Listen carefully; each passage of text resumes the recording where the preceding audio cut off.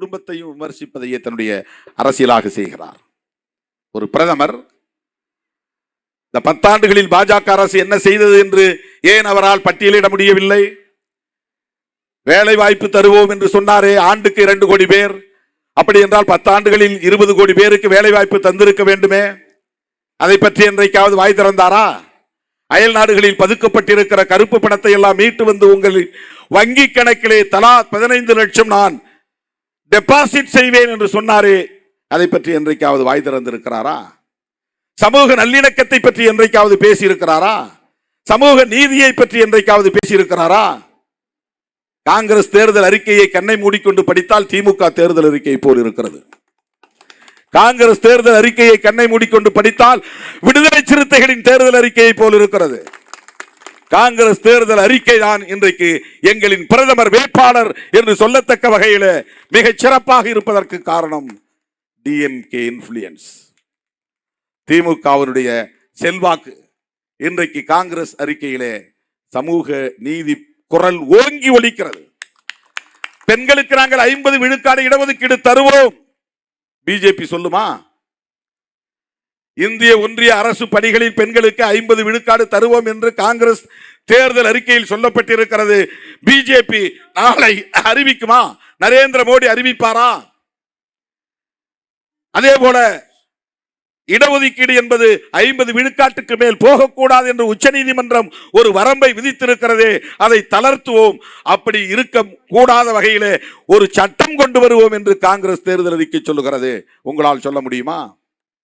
EWS என்கிற பெயரிலே ஒரு சட்டம் கொண்டு வந்திருக்கிறீர்களே, இந்த 50% இடஒதுக்கீடுக்கு உச்சவரம்பு விதித்திருக்கிறதே உச்ச நீதிமன்றம், அதை எடுக்க என்ன ஏற்பாட்டு செய்தீர்கள்? அதை நீக்கினீர்களா? அந்த வரம்பு தேவையில்லை, அவரவர் மக்கள் தொகை அடிப்படையிலே இடஒதுக்கீட்டை உயர்த்தலாம் என்பதற்கு ஏதுவாக ஒரு சட்டம் கொண்டு வந்தாரான் நரேந்திர மோடி? தயவு கூர்ந்து எண்ணி பார்க்க வேண்டும்.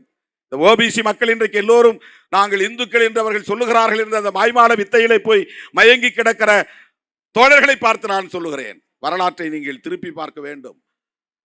விபி சிங் அவர்கள் பிரதமராக இருந்த போது ஓபிசி மக்களுக்கான இடஒதுக்கீட்டை நடைமுறைப்படுத்தினார், மண்டல் பரிந்துரையை நடைமுறைப்படுத்தினார். அப்போது பிஜேபி அவர்களுக்கு ஆதரவு அளித்திருந்த நேரம், அவர்கள் ஆதரவை திரும்ப பெறுவார்கள் என்பது சமூக நீதி காவலர் விபி சிங் அவர்களுக்கு தெரியும். ஆனாலும் அவர் அதை பற்றி கவலைப்படவில்லை. ஓபிசி மக்களுக்கான இடஒதுக்கீட்டை நான் நடைமுறைப்படுத்திய தீருவேன் என்று அன்றைக்கு 27.5%